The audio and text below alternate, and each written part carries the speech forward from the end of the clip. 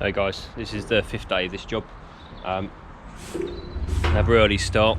It's a long way travel for me, so up at 5 each day on the motorway and up to P&S. But it's a nice drive, nice and quiet. People are driving like people are driving sensibly now, so it helps. Anyway, so here's the tanks. I'm going to gap into the engine bay now and get all the prep done in there. Got to grind back where the welds want to go for these, so I'm going to lift these up in a sec. You'll see me do that in a minute anyway, and start prepping to get these in place and welded in. And that's the aim of today. Today what I'm aiming to achieve today is get these both welded in, pressure tested, and then make a start on fabricating, producing the engine bearer, so that the engine's got somewhere to sit. And if I can really push it today, I'd like to get a coat of paint on, but we'll see how we go, because Rome wasn't built in a day, they say. So let's get up and have a look and see how we're getting on.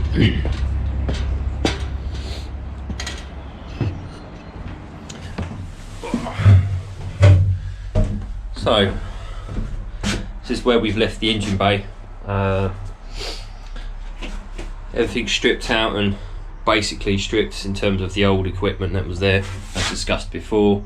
Now I just need to go and lift up those tanks and rest them against the side, and then I'll chalk up where I need to grind, because there's the old paint still here, and I'm not going to touch the welds that that hold these plates together.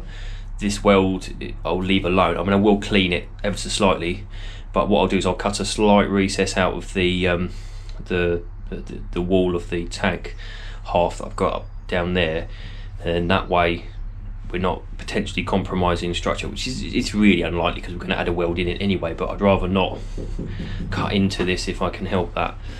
Lots of stuff to do. Let's I'm going to set you up here so I can get you a good angle today. I might have to just play with the angle of the camera today. I'm not sure how I'm going to do that yet. Do it like that.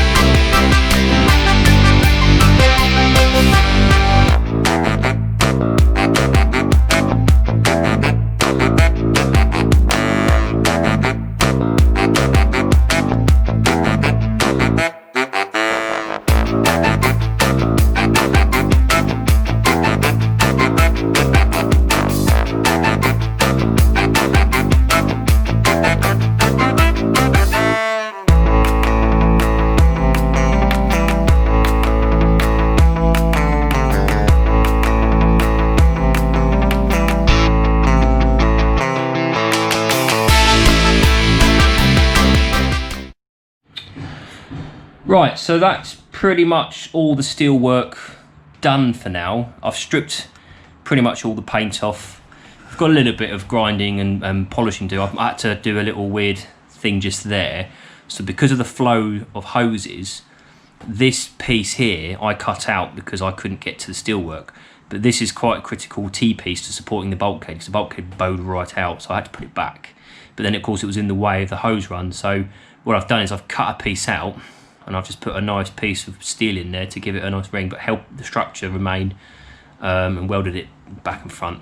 But I need to just give it a flap disc with the grinder and just make it a bit crisper.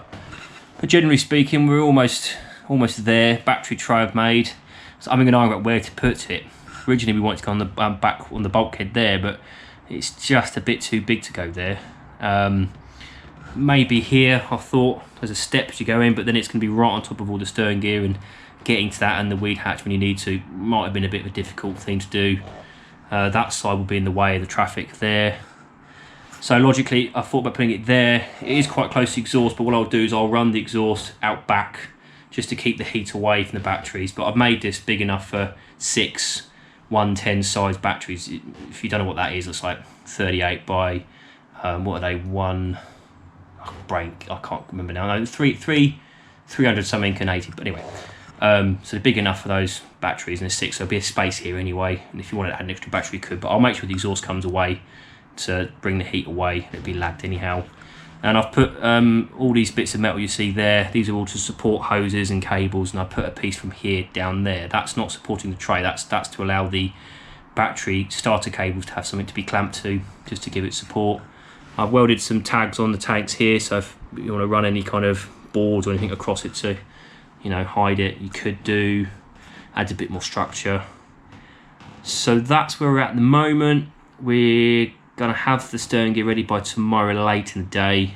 The company we're getting it from and make it, well, they're producing the shaft for us now, so that's fantastic. So I'll come over tomorrow, we'll get the old boss cut out, and I've got a lot of prep to do. We'll do a test lift tomorrow, we'll get the engine in here, lay it down in place, just check that everything fits with the engine in the bed. If any adjustments need to be done, I can do that one, lifting it back out again, but I need the engine in here to weld the new equipment in place, otherwise I've got no point of register. So it's a lot to do still. We've had to add an extra few days, well, we predicted an extra few days of additional work. Hopefully I can do it quicker than that. I am pretty quick at what I do, but I'm not Speedy Gonzales. So that makes, I think it's day 7. Oh, I'm losing count now. One day blurs into another when you've got your head in something. So right, that'll do for now. Tidy up and go home, I think.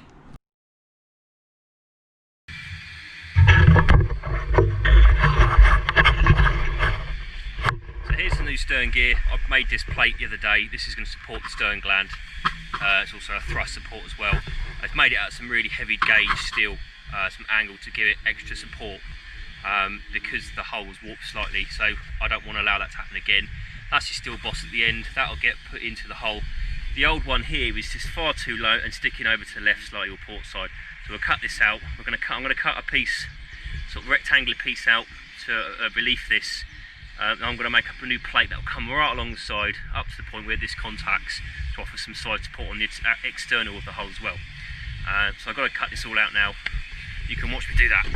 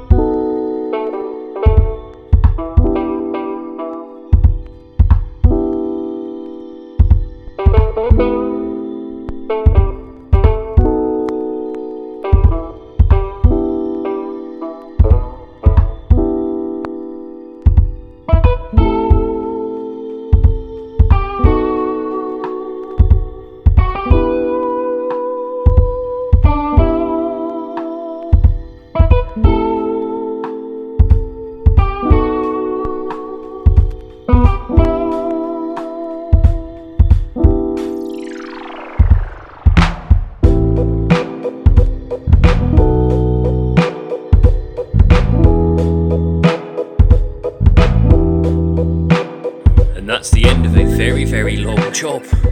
I've had to put these old Leisure batteries on charge because they're not got much juice in them at all, really. Start battery's fine. Started the engine up. In fact, I might do a quick start actually just for the sheer fun of it. Oh, now I've got to reach in and turn the switches on. But I'm going to come back Monday and do a handover, so we'll do all that with the lady anyway and do some filming. New stern gear, new engine, new bed, new tanks, fuel lines, cabling, everything. Everything except the step and the panel. New pot of grease, hey, not so bad. And the new panel at the side there. Just use of the old controller, which works fine. Just a makeshift panel. It's secured pretty well. I've tested it by headbutting it twice. It's not going anywhere, and it hurt. So exhaust is lagged to comply with the boat safety. Battery terminals are covered up.